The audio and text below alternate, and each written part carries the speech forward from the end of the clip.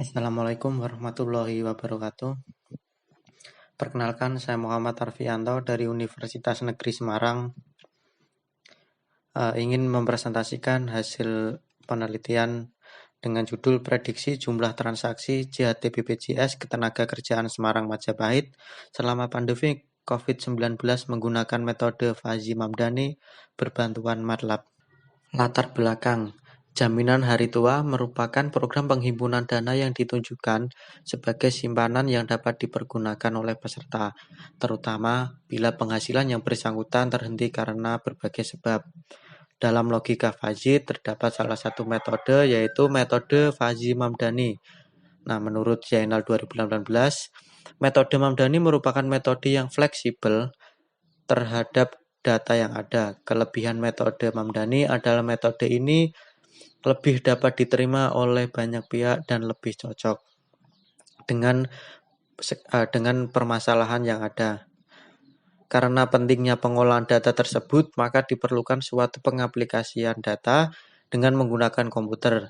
Nah, pada kesempatan kali ini, penulis menggunakan software MATLAB atau Matrix Laboratory, yang menurut Cahyono, MATLAB adalah suatu program untuk menganalisis komputasi numerik dan merupakan suatu bahasa pemrograman matematika lanjutan yang dibentuk dengan dasar pemikiran menggunakan sifat dan bentuk matriks. Berikut adalah tabel jumlah transaksi JHT, di mana terdapat jumlah transaksi JHT dari bulan Januari 2019 sampai dengan bulan Desember 2019.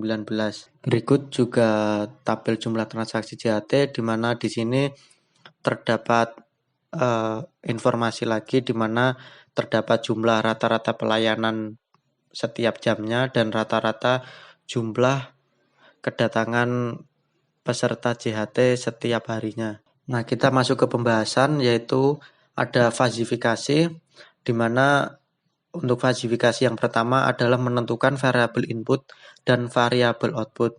Nah, di sini terdapat dua variabel input, yaitu panjang antrian dan panjang pelayanan. Terus ada satu variabel output, yaitu jumlah transaksi dari JHT BPJS. Fazifikasi yang kedua adalah kita menentukan himpunan, semesta, dan domain dari variabel panjang antrian.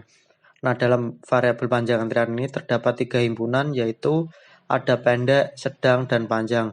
Di mana dari panjang antrian pendek dengan domain 00, 20, 40, panjang antrian sedang dengan domain 25, 45, 70, 90, lalu panjang antrian dengan himpunan panjang dengan domain 75, 95, 125, dan 135. Lalu fazifikasi pada variabel input yang kedua, yaitu pelayanan. Nah, di sini terdapat 3 himpunan di variabel pelayanan, yaitu ada luang, sedang, dan padat, di mana pelayanan luang dengan domain 0, 0, 5, 10, dengan pelayanan sedang domainnya 7, 11, 14, 18, dan pelayanan padat dengan domain 15, 20, 25, dan 30. Dan untuk fazifikasi yang terakhir adalah fazifikasi dari variabel output, yaitu jumlah transaksi, di mana juga terdapat 3 himpunan, yaitu himpunan sepi, sedang, ramai.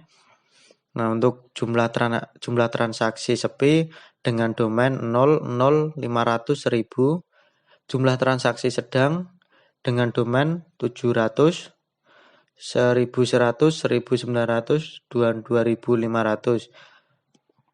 Lalu untuk jumlah transaksi ramai dengan domain 2000, 2500, 3000, dan 3500. Proses yang selanjutnya adalah pembentukan aturan Fazzi. Nah, di sini terdapat 9 aturan Fazzi. Untuk aturan yang pertama, jika antrian pendek dan pelayanan luang, maka jumlah transaksi akan sepi. Aturan yang kedua, jika antrian pendek dan pelayanan sedang, maka jumlah transaksi akan sepi.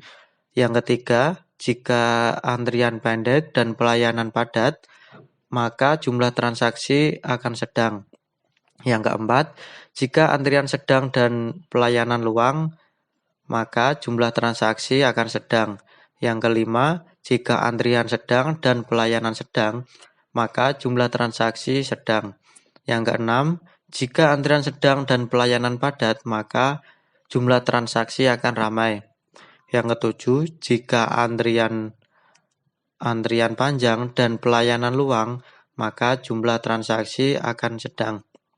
Yang kedelapan, jika antrian panjang dan pelayanannya sedang, maka jumlah transaksi akan ramai. Dan yang sembilan, jika antrian panjang dan pelayanannya padat, maka jumlah transaksi akan ramai. Selanjutnya adalah diversifikasi, yaitu penegasan dari aturan yang telah kita buat tadi, dari 9 aturan. Nah,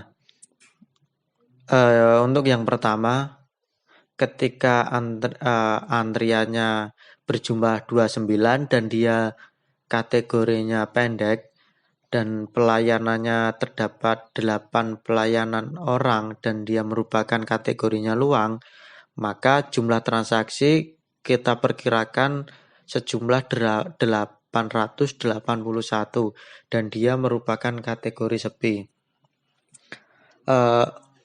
Untuk yang kedua, jika antriannya pendek, di sini 29 antrian dan pelayanannya 13, dia kategori sedang, maka prediksi jumlah transaksinya ada 927 dan dia juga kategori sepi.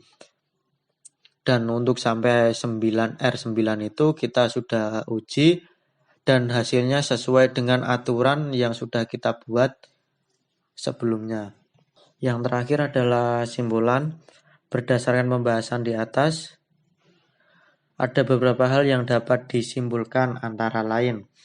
Hasil prediksi yaitu sistem Fuzzy ini dapat digunakan untuk memprediksi jumlah transaksi JAT di BPJS Ketenagakerjaan Semarang Majapahit.